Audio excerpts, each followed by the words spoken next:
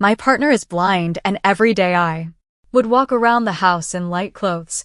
Sometimes even without any clothes, he would sit silently on the couch, calm and composed, but I noticed something strange. His ears would always turn red, and at times they would even start bleeding for no apparent reason.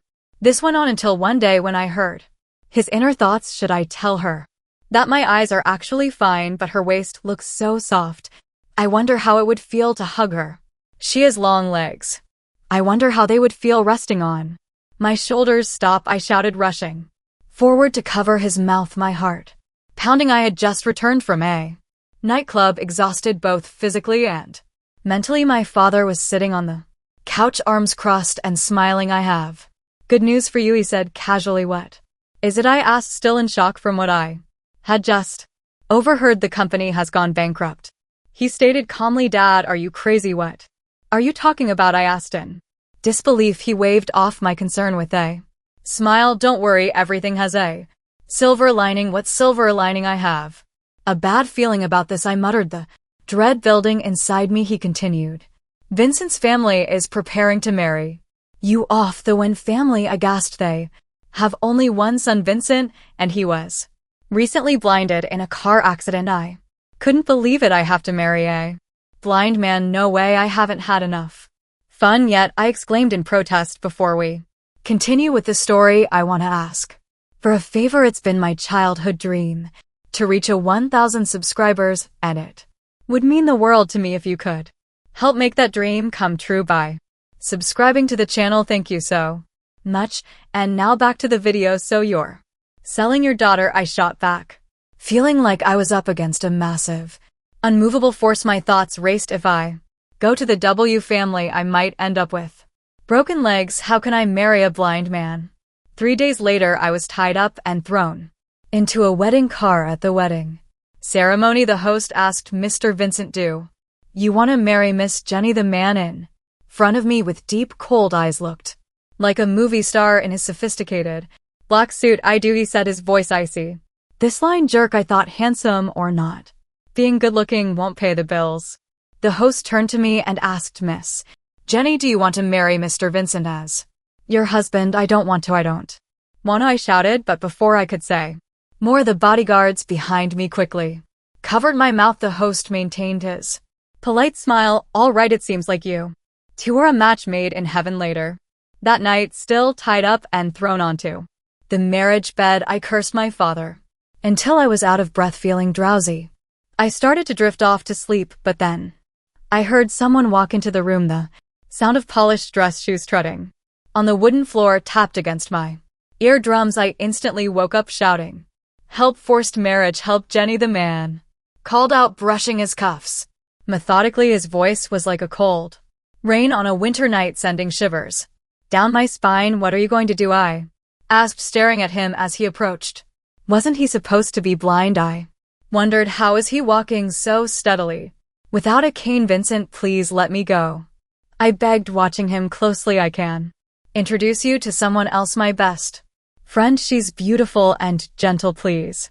I'll beg you, I cried, my voice trembling with desperation. His face was only 10 centimeters away from mine, and a coldness emanated from him, though his pitch black eyes saw nothing. They were full of coercion and danger. But we've already had a wedding, he said as he straightened up, reaching out as if to touch my head. I immediately backed away. It's okay, you can let me go, but your dad's company needs funding, he added nonchalantly. I was stunned, my heart racing. After going bankrupt, I would have to go back, and the house and cars and our family were probably all sold. The debts I owed would take me a lifetime to repay. Shivers ran down my spine and my face changed immediately. Oh, I was just kidding. I'm actually very willing to marry you after all because you're so rich, I sneered inwardly. Just get married, I thought to myself. I'm just freeloading off a husband. Once my dad's company recovers, I can leave, right? I quickly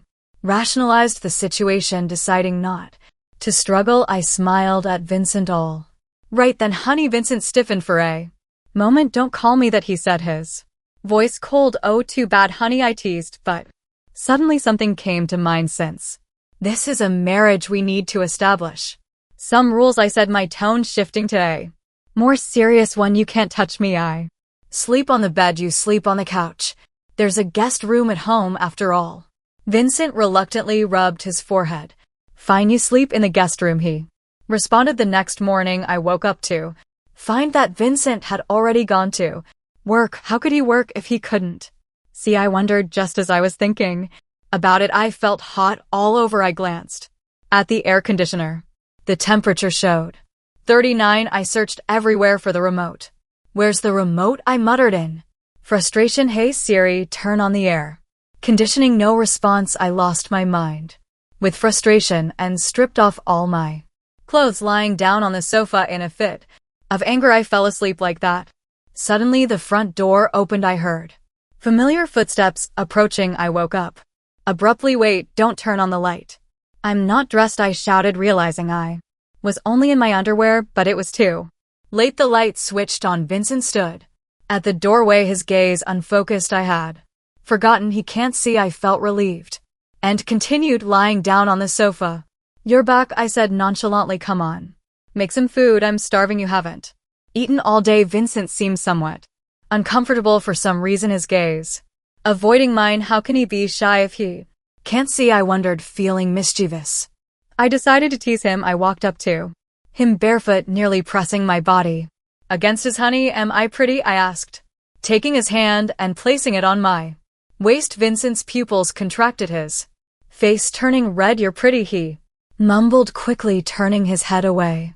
You can't see anyway, it's boring, I said, with a smirk, turning away. As I walked away, I heard Vincent's puzzled voice behind me. Can't see? Who told you I can't see? He paused for a moment, then added, yes, I lost my sight in the accident. Then get it treated quickly, I said as I walked up the stairs, ready to take a shower. After the shower, I thought about wearing a bathrobe, but then I remembered there were no cameras in the house and that I only had a blind husband, so I decided not to bother. Sleeping naked was just too comfortable. I rushed down the stairs and saw Vincent sitting on the sofa. The air conditioning, I can't turn it on, it's too hot, I complained. There was no response. I looked down in confusion and saw Vincent sitting silently, his ears red, not looking at me.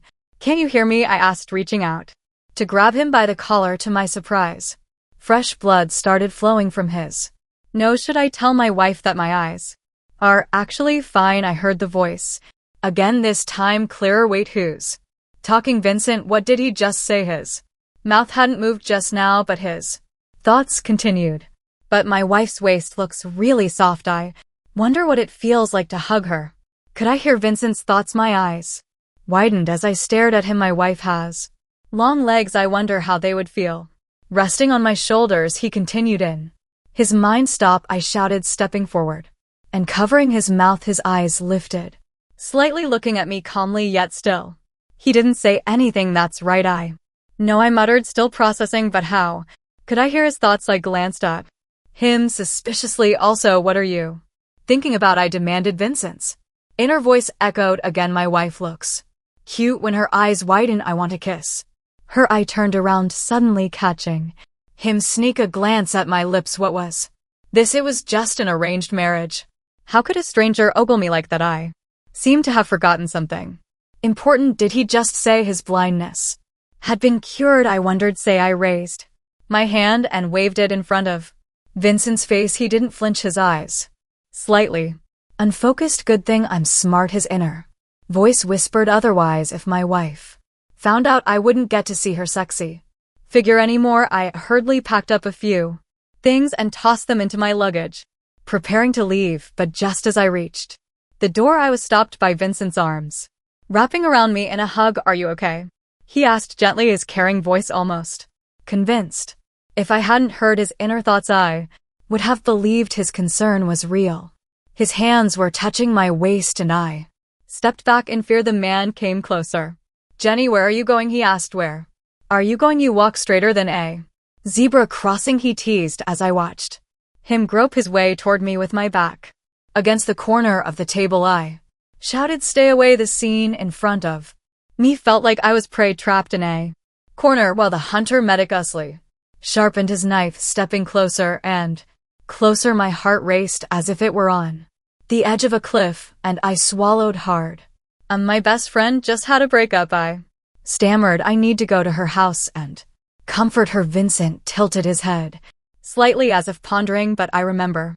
Your best friend is vacationing in Florence for the next few days, he replied, his voice carrying suspicion. I shrank back, my eyes darting around. Oh, her grandfather graduated. No, it's her dad who's pregnant. I need to help out, Jenny, Vincent said softly, already standing in front of me, his tall figure looming over me. Why lie to me? I didn't dare meet his eyes, afraid he would throw me onto the bed. How could I lie to my husband? I mumbled, patting his shoulder, which was far too close for comfort. There really is something I need to do. I'll be out for a couple of days. Fine, Vincent agreed with a sigh. I widened my eyes in disbelief and immediately dragged my suitcase to the door. Scrambling to escape, Dad opened the door. I yelled, but no response came. What a joke.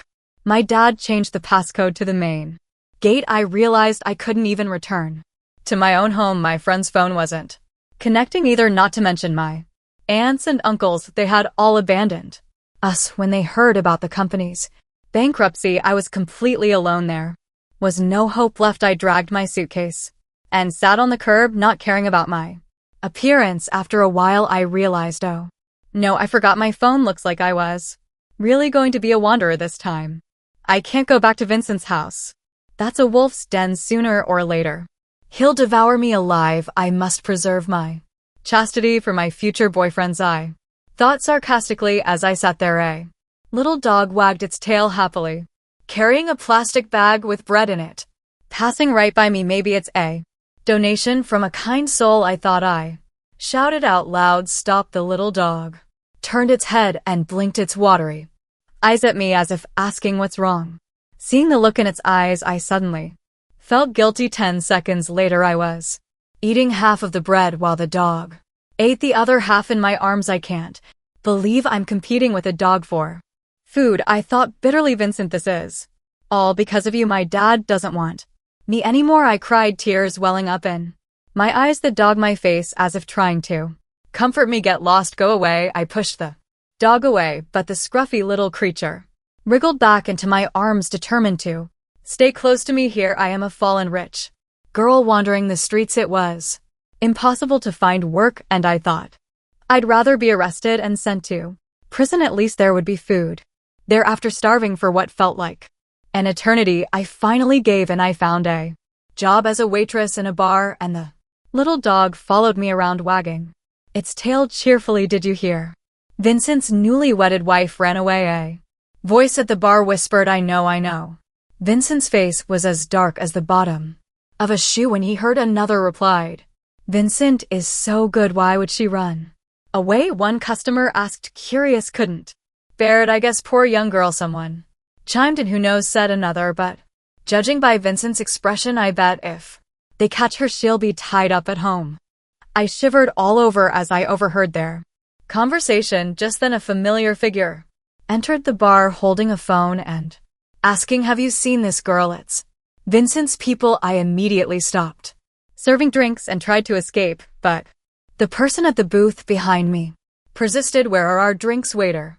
You, the skinny one who looks like a praying mantis. My arm was grabbed as I tried to leave. Where are our drinks? Why do you look so familiar? I was desperate to escape. Panicking, I kicked out with my foot and then turned and ran. Jenny, I recognize her, someone shouted. Quick, catch her. Vincent will reward us handsomely. Vincent, you scoundrel, I muttered to myself as I sprinted toward the narrow stairway. I shouted as I ran, it's all because of you. I feel like a wanted criminal now. The ill-fitting work uniform hindered my footsteps, and in desperation I tore off the tight skirt in a swift motion and continued running down the stairs. But as soon as I turned a corner, a hand reached out and firmly covered my mouth. Simultaneously, I was pulled backward by someone. Caught you? A low, hoarse voice resounded in the dark, empty stairwell. The sound was chilling. I found myself being tightly embraced by a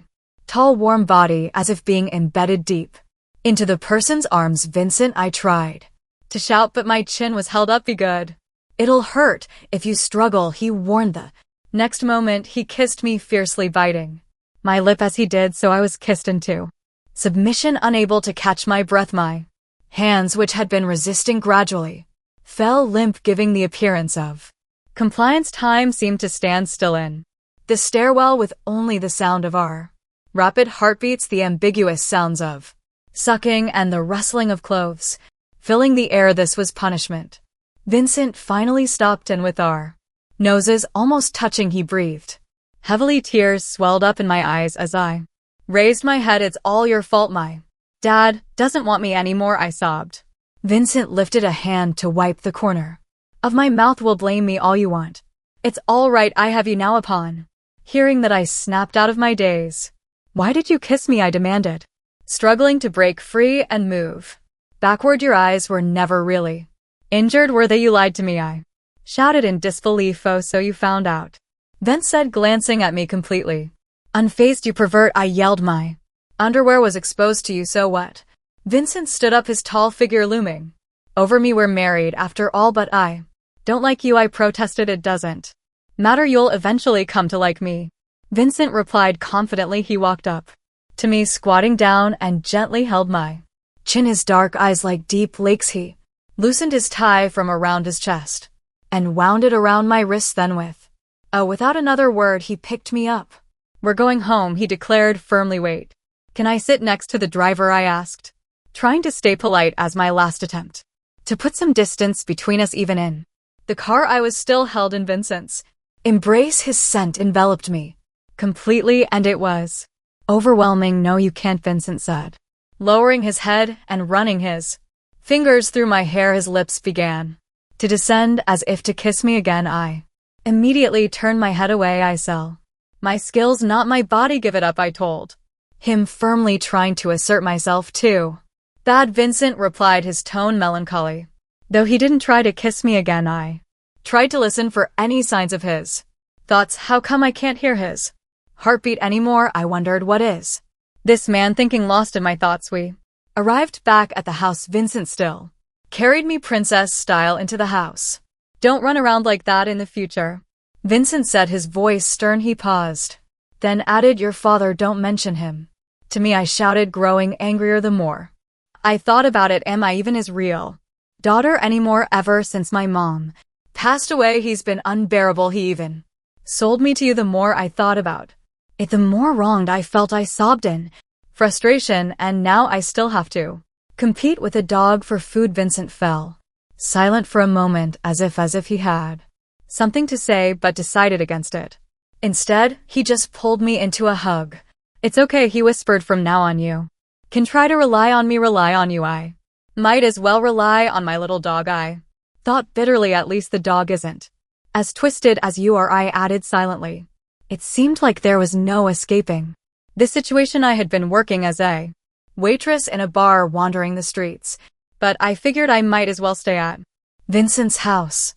At least there would be food and drink. I had made up my mind. If he wants to hug me, let him hug me. If he wants to kiss me, let him kiss me. Being held by him was surprisingly comfortable. Before long, I fell asleep. I must admit, he was quite skilled at kissing. As we kissed, he sat in a chair and casually pulled me onto his lap. I hooked my arms around his neck, and soon I drifted off to sleep. But in the middle of the night, I woke up feeling hot. I realized the air conditioning in the master bedroom was broken. I'll just sleep on the floor.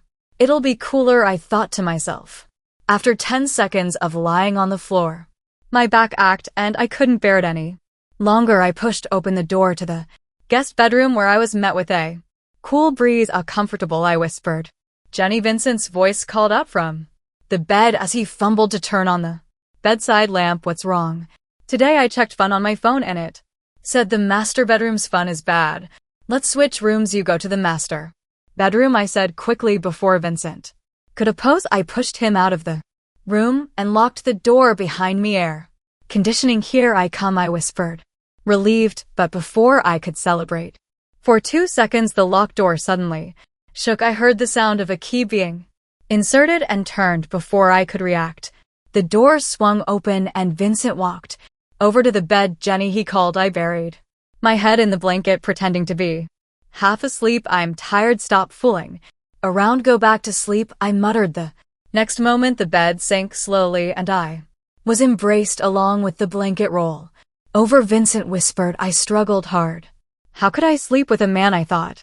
This is my bottom line, but as I continued to struggle, I realized something. Wait a minute, this is actually quite comfortable. I lifted my legs and rested them on Vincent's waist, snuggling into his embrace like a doll. It felt incredibly secure. I hadn't felt this comfort since I was 5 after my mom left. All right, let's just hug for one night, I mumbled, falling soundly asleep, completely unaware of the smug smile on Vincent's face. In the darkness, I slept until 7 o'clock, and when I woke up, Vincent was already gone. I got out of bed and went outside to walk the dog, play with the cat, and even join the elderly man practicing Tai Chi. Girl, don't learn this from me. I'm afraid you'll hurt yourself, he said with a chuckle. I was stretching stiffly, accidentally kicking over a railing. As I propped it back up, I suddenly noticed a familiar figure across the street, tall and slender,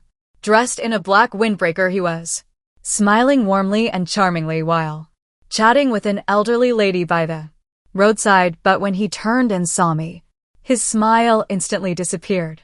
My heart raced, my feet moved on their own as I began to follow him. Alan. I called out. The man reluctantly stopped and glanced at me coldly. What is it, he asked sharply. I clutched my clothes tightly, nervously asking, how have you been recently? Thanks to you, not bad, Alan replied, furrowing his brows and taking a step back. We haven't seen each other in a long time. Can we have a meal together? I mustered up the courage to ask. Alan was the guy I had a crush on for 4 years. Unfortunately, he had always liked someone else. After the college entrance exam, he had asked me to deliver a love letter to that girl the next day. I tried to explain, but the girl had already gone abroad. Alan had somehow heard that I had a crush on him, so he destroyed the love letter. If it weren't for you, Wendy would have stayed, Alan had once told me.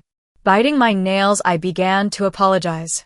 Again, I'm sorry, but I really didn't tear up that love letter enough. Alan interrupted coldly. We shouldn't see each other again in the future. I stood there stunned. I was so stupid that all I could say was, I'm sorry, but my words did nothing to prove my innocence. Are you still holding a grudge against me? I asked quietly, panic rising inside me. Alan didn't respond to my dinner invitation. He just walked away. About that love letter, I began, but Alan cut me off, his voice cold. Don't bother. He turned to leave again, and in desperation, I reached out to grab his hand. Alan, wait, let go, he said firmly, shaking off my hand as if it disgusted him. I fell to the ground, and the man paused for only a moment, looking back at me coldly before walking away without another word. I sat there for a long time, tears stinging my eyes, until a figure appeared in front of me. Are you hurt? Vincent asked, his frosty brows furrowed with concern as he squatted down and lifted me up, taking me home. It wasn't until I was laid on the bed that I realized what had happened. Vincent, why aren't you at work? I asked, my voice trembling slightly. Vincent lowered his head, gently blowing on my wound. I forgot my documents, he replied. Then he raised my foot onto his knees, left hand holding it in place while he applied iodine with his right hand to disinfect the scrape. If it hurts, you can scream, he said softly. Why didn't you ask your secretary to come back and get them? I asked, but Vincent didn't reply. He was entirely focused on cleaning my wound, his movements impossibly gentle. I stared at him, my heart suddenly feeling bitter. I didn't destroy that love letter, Vincent, I whispered. Do you believe me? The man paused for a moment. I believe you, he finally said. That Vincent and I had been high school classmates for a year. It was during that time that I had pursued Alan aggressively. One time I fell into the water and someone saved me, but they left before I could thank them. When I woke up, I searched everywhere to find out who had saved me. An old lady had told me that it seemed like it was Alan. From then on, I was deeply attracted to Alan's gentle and clean smile. Every morning I would bring him breakfast, secretly giving him drinks with his name on them every time I did so. My heart would flutter with excitement, but every time I would be teased by his brother. Look at Jenny, what an ugly name his brother would mock, but Alan had always seemed to see me only as a friend, and things changed drastically after the love letter incident. We couldn't even remain friends after that. I lowered my head, feeling disappointed and wiping away tears that weren't even there. Vincent sighed softly and pulled me into a hug, whispering, "Jenny, what should I do with you?" Suddenly my phone rang and my best friend's frantic voice came through. "Jenny, do you know your dad is in the hospital?" My phone slipped from my hands, hitting the ground with a thud. My mind went blank. Vincent finally told me the truth. My father had late-stage stomach cancer and he didn't have much time left. With only a pampered daughter like me left, my father had entrusted me to Vincent, whom he trusted more than anyone else. The company hadn't gone bankrupt, and it was now temporarily under Vincent's management, almost like my dowry. When Vincent told me all of this, I was silent, too shocked to respond. It wasn't until I entered the hospital room and saw my father's surprised and helpless expression that reality started to sink. And I walked over with a forced smile. "Dad, not eating properly got you here, didn't it?" That night, I found myself unable to sleep. I lay awake, staring into the darkness. Vincent was by my side, holding me close and kissing away my tears. "Don't cry, I'm here for you," he whispered, comforting me. He encouraged me to let the tears flow, saying my father deserved it. My father, the man who never found the right class to attend parent-teacher meetings, who once showed up in the wrong grade when I was in the 11th grade. When he finally found the correct grade, he went to the wrong school altogether. If my mom were still around, she would have scolded him for it. On the day of my college entrance exam, he kept urging me to finish quickly, complaining that the parking fees were expensive. He told me not to worry.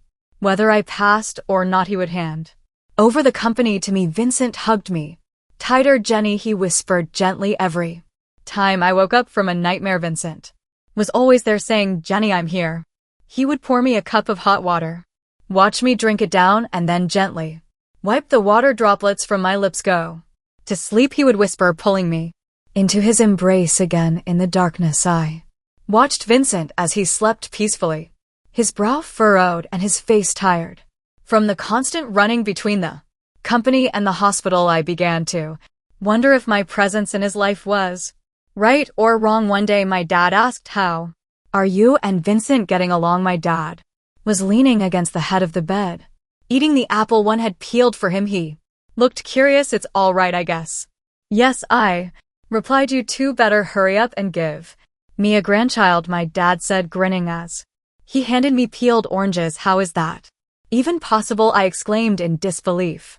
"I'm so beautiful with good looks and a great personality. Suitors circle the globe twice a year just to chase after me." I stood up dramatically. "You have no idea, Dad. Vincent is so clingy. He's always afraid I might get kidnapped. He's constantly hugging and kissing me.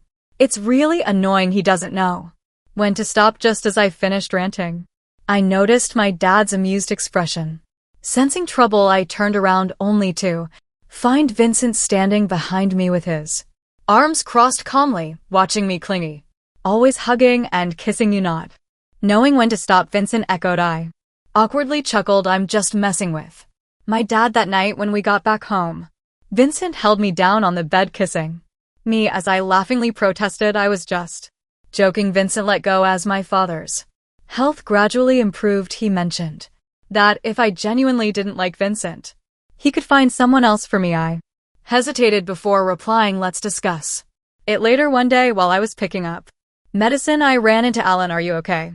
Are you sick?" I hurriedly approached him, wanting to hold his arm, but he pulled away. "Jenny, I don't want to say this a second time. My matters are none of your concern. Stop coming to me," Alan said coldly as he turned to leave. As Alan walked away, a hand suddenly pulled me back. "Jenny, stay here," Vincent commanded as he strode up to us, opening his phone. Vincent played a video in front of Alan. It was surveillance footage that Vincent had asked the class monitor to find, showing Alan's good friends secretly rummaging through my bag and tearing up the love letter which had led to all the misunderstandings. Vincent reached out and put his arm around me. Jenny and I are already married, he said firmly. Jenny came here to clarify the misunderstanding. If you don't believe it, then you're just a fool who's easily misled by others. Alan's whole body trembled. I believe you, he finally admitted, as the truth that had been delayed for almost 10 years dawned on him. Jenny, Alan stammered apologetically. I'm sorry. His late apology felt so tiring. Let's still be friends, okay? Alan asked, his voice filled with regret. He tried to reach out to me, but Vincent pet him away, saying, I told you, we're already married. She's my wife now. With a bowed head, Vincent added, let's go. I stared at Vincent in disbelief, my heart beating uncontrollably. When we got back home, the realization hit me and I turned to Vincent to thank him. Thank you, I said quietly. No need, Vincent replied, glancing at me unexpectedly. He pulled me close, lowering his head to kiss me. Consider it a gesture of appreciation, he whispered.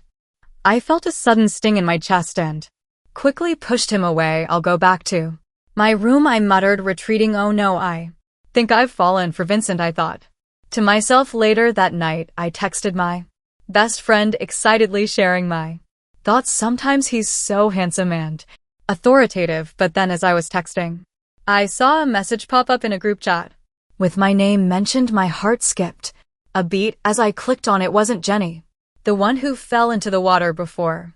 Yeah, she said. Alan saved her. But the conversation continued and my heart sank. My grandma turned out to be mistaken. She saw Vincent at the hospital today and mentioned that he was the one who saved a girl who had fallen into the water. Suddenly everything became clear. A deep sense of absurdity and collapse filled me. I had liked Alan for 4 years, believing all along that he had been the one who saved me, but it had been a misunderstanding. It was always Vincent. How intertwined our destinies had been. From the start, a wave of clarity swept over me as I realized that everything had been wrong. I had pursued the wrong person. In reality, it was Vincent who had been there all along. Could I now truly start liking Vincent? Absently holding a stuffed toy, I watched as Vincent walked out of the bathroom fresh from his shower, shirtless. I stole glances at him, feeling awkward. If you want to look, just look openly, Vincent eyed as he dried himself with a towel. Casually he threw it into the laundry basket and added, why peek when I'm right here? I turned away. Without saying a word, Vincent climbed into bed and moved closer to me. Are you mad? He asked softly. No, I said, suddenly feeling restless. Why are you always so good to me? I asked, my voice barely a whisper. You're my wife, Vincent replied, hugging me from behind. After a long silence, I turned around and kissed Vincent's cheek. As I tried to pull away, the sound of his heavy breathing stopped me and he pulled me into a deeper kiss. Why are you so forward today? He asked, his voice low. Without a word, I turned around, straddling him. Don't speak, just kiss me, I whispered. Vincent was taken aback. Jenny, he said softly. The air between us felt thick and heavy. Later, as I lay in the bathtub, I exclaimed, Vincent, what did you eat to grow this big? He rubbed my head gently and replied in a soft voice, you. I chuckled. Dad, do you think if I tell Vincent this, he'll want to kill me? My dad laughed. How petty. Bring some fruit to visit your old man and tell him what's on your mind. I hesitated for a moment. Dad, actually, I was going to set up a marriage for you back then, I began. Halfway through, though, Vincent intervened. He said he had secretly admired you for a long time. I was taken aback. What? When my dad shrugged, he told me he'd had a crush on you since high school. He called you his little son, someone who brought positivity into his life. He sounded a bit formal, but I could tell he was sincere. He even promised to love you forever, my dad continued, and since I knew his father, I arranged for you two to be together. My dad casually ate a banana as if he hadn't just dropped a bomb on me. I couldn't believe what I was hearing, but I trailed off, unsure of what to say. My heart felt like a soft, sour fruit, thick juice dripping down inside me. Secretly in love with me since high school. It all started when Vincent transferred to my school. I had been Pursuing Alan at the time had Vincent seen it all along. How much must his heart have hurt? I rushed back home, waiting anxiously for Vincent to return. As soon as he walked through the door, I hugged him tightly. What's wrong, Vincent asked, confused. I didn't say anything for a long while, just holding on to him. Finally I spoke. I'm sorry for running away before and making you search for me for so long. Vincent smiled and patted my head. It's not your fault, and I'm sorry for thinking that the person who saved me back then was Alan. I added. Stop, Jenny, Vincent said, lowering his head and kissing me. Look, we're together now. That's good enough. As for those years, those misunderstandings, I don't think they matter anymore, he continued softly. It's okay as long as you know that I love you. Just then Alan showed up at the hospital, chasing after me to apologize and seek forgiveness. I'm sorry, Jenny, it was all my misunderstanding. Can we still be friends? Alan asked, standing in front of me with a bouquet of flowers, dressed similarly to how he had been back then, in a simple white shirt, smiling brightly. But now I just felt nauseous. It's too late, Alan, I'm already married. So no, I said firmly, since back then you chose to cover your ears and not listen to any explanations. Now that the truth is out, what's the point of uncovering your ears again? I asked him. Jenny, Ellen tried to come closer, reaching out to hug me. I'm really sorry, I said, backing away, feeling dazed. Something I had longed to hear for so many years. I'm sorry was suddenly meaningless. If there were misunderstandings, I didn't care anymore. I'm married to Vincent. Don't look for me again, I said, my voice unwavering. Jenny, your marriage to him is just an alliance. You can't possibly like him. You liked me for so many years before, right? Alan asked, still trying to plead his case. I've changed my mind now, I replied. As long as you agree, I'll divorce Vincent and immediately and marry you. Who says I don't like Vincent? I snapped back. He's rich and kind. Sorry.